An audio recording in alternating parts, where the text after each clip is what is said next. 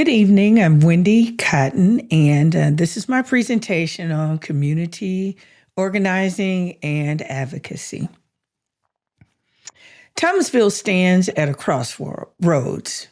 It's a neighborhood shaped by faith, resilience, and generational memory. Yet it's also shaped by factors like displacement, food insecurity, and the erosion of wealth that once anchored families in place, families like my own. My parents were raised in this community, both sets of grandparents, aunts and uncles on both sides, and my grandparents' siblings built their homes in this community.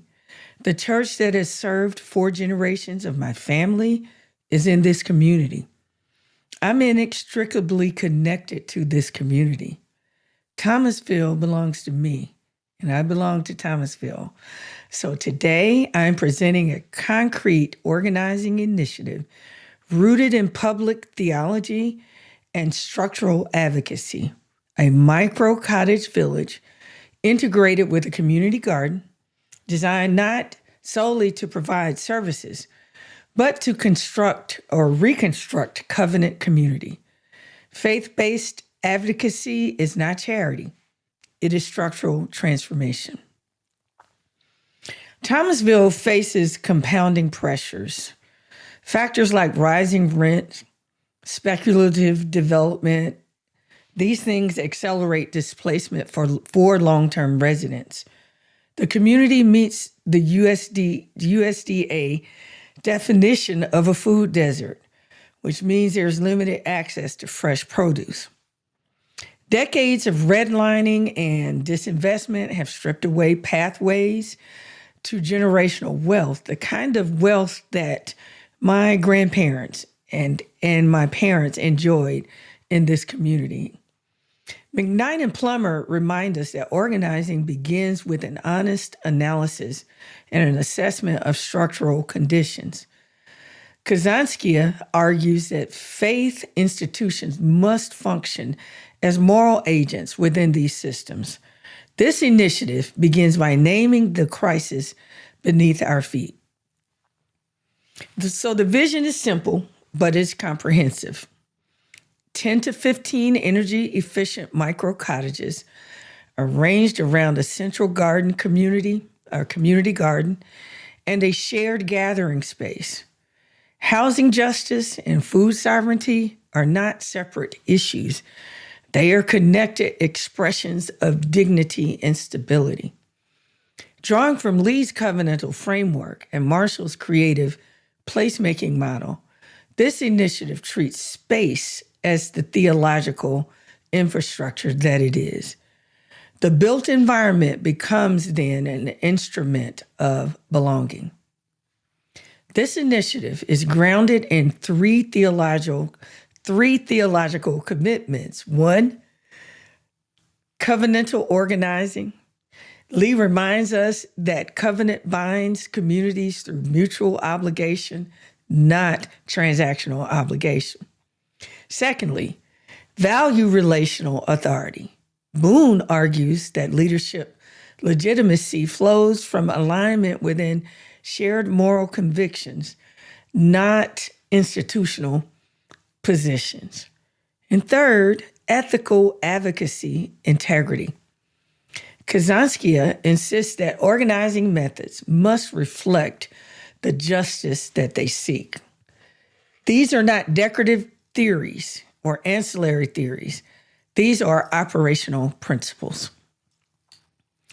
So the village ecosystem integrates 4 main elements. 1, energy efficient micro-cottages, which will prioritize seniors, formerly unhoused residents, and low-income families. 2, resident managed community garden, addressing food access and cultivating food agency. 3, a shared gathering space functioning as the relational and the communal heart of the village. And 4, a resident-centered selection process that involves and prioritizes those most vulnerable and most fragile to displacement. Every design element reinforces the others. No initiative survives without strong leadership formation. Using Tuckman's development framework from Boone's lectures, we expect forming, storming, norming, and performing along with a journey. Conflict is not a mission failure. Rather, we frame it as developmental growth. So the organizing team will be equipped to facilitate dialogue and share decision-making to navigate tension faithfully when it emerges. Marshall reminds us that change spreads relationally, and so does Boone. So we begin with early adopters, those trusted pastors, clergymen and women, the block community leaders, residents who carry the relational social capital that is so crucial to sustained success in this endeavor. We prototype visibly. This gives residents something to see, to envision, to touch, to feel. A garden bed before the full garden that will sustain the village. A design workshop before the actual construction of the cottages. We scale incrementally. Growth that outruns relational capacity then becomes fragile and brittle. So what does our strategic clarity tell us about this initiative as we perform a SWOT analysis? So the strengths include moral authority and trusted faithful networks, faith networks, which have been in the community for generations. Weaknesses include limited startup capital, money, money, money, money, money, do-do, do-do, do-do, do-do. Okay, enough singing, but money, of course, limited startup capital and capacity strain.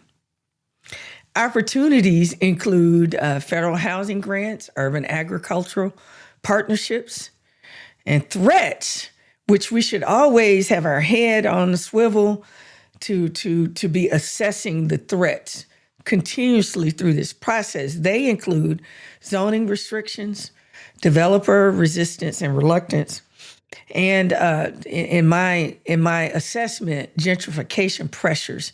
And the gentrification element has already infiltrated this community, and it is a real threat. Boone's framework in her lectures ensures that realism can exist without cynicism. So this initiative follows a participatory cycle.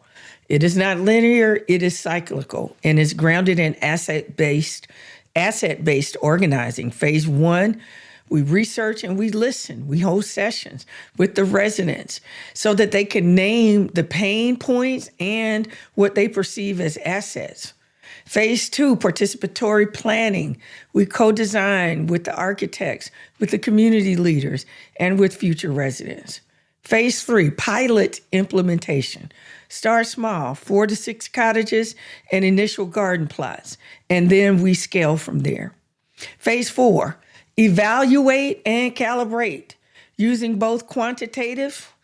I'm a numbers person, so I like quantitative data, and that is important. Those metrics are important, but so are the qualitative narrative metrics. We need to hear from those who are closest to this initiative, those who have a vested interest. Only then can real scaling occur. A village can house 15 families, this village, but policy, it can house thousands. So therefore, advocacy runs parallel to construction. We have zoning reform for micro units and accessory dwelling allowances, constant engagement with the Atlanta Housing Authority, the mayor's office for subsidy alignment, coalition building with interfaith groups, tenant advocates, and community development institutions. Faith institutions carry moral credibility that strengthens the structural negotiation. Sustainability requires diversified funding architecture, federal grants, philanthropic investment, faith community giving, community development financial institution, loans, and grants. The garden will function as social enterprise through community-supported agricultural subscriptions and local market sales. Resident governance ensures internal ownership so that no single funder exceeds 30% of the operating budget by year 3. This protects mission integrity. Impact unfolds at multiple levels. 15 families housed permanently, 200 plus neighbors served annually through food access and programming, 5 or more partner congregations and faith congregations engaged in governance and advocacy. But the deepest metric is covenant reconstruction.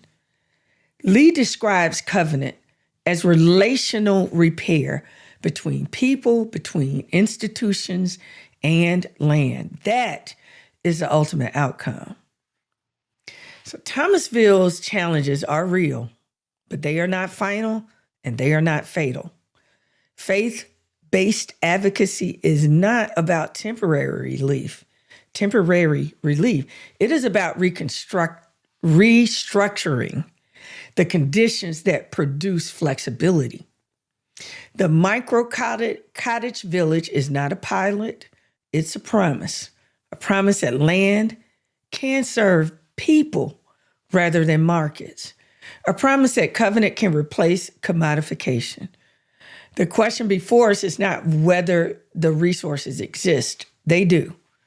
The question is whether we are willing to organize what we already hold, and that is faith, trust, land, and one another. Here are the references that were cited in this presentation. I thank you for your time and attention.